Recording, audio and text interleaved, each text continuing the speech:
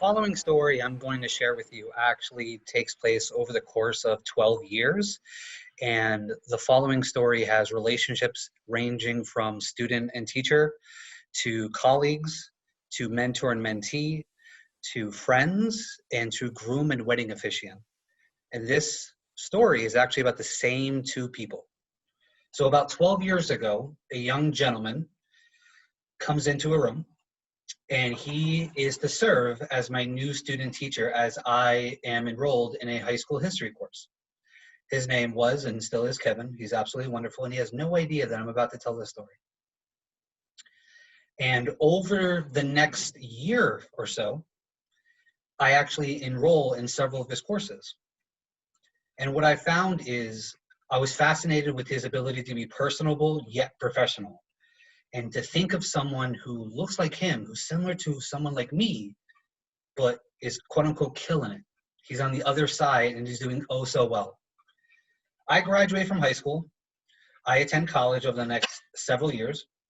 And he and I start, by coincidence, through a mutual colleague or mutual friend, the modern age version of pen pals, except this way through email.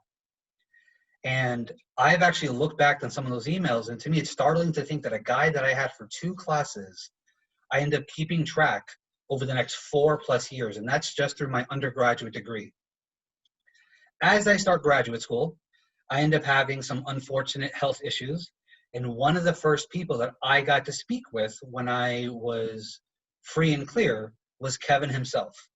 And around that point, he and I continued to email, and at this point, I've been promoted to phone access. He and I actually decide, what the hell are we doing? We're both full-fledged adults. You're in graduate school, for crying out loud. Let's be friends. So we decide to embark on this wonderful friendship based on our mutual love of ridiculous puns.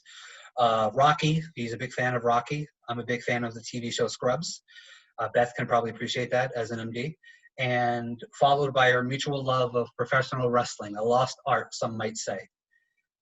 He, in fact, ended up serving as my consultant for my master's thesis, in which I needed someone in the real world to actually review my work in order to graduate successfully. Around this time, he and I really started to bond, and not only because of my health scare, but because he himself had to go through some personal issues.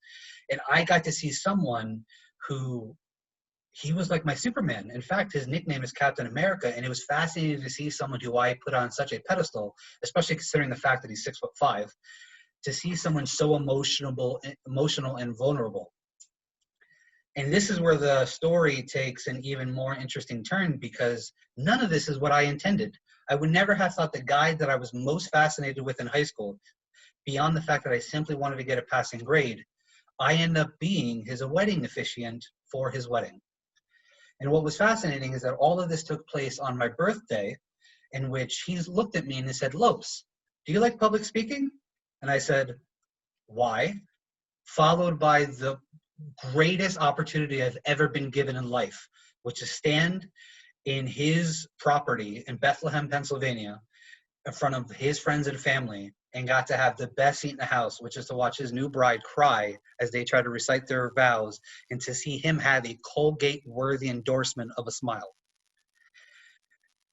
As I wrap up this story, I was thinking, actually in preparation, what would I want to talk about?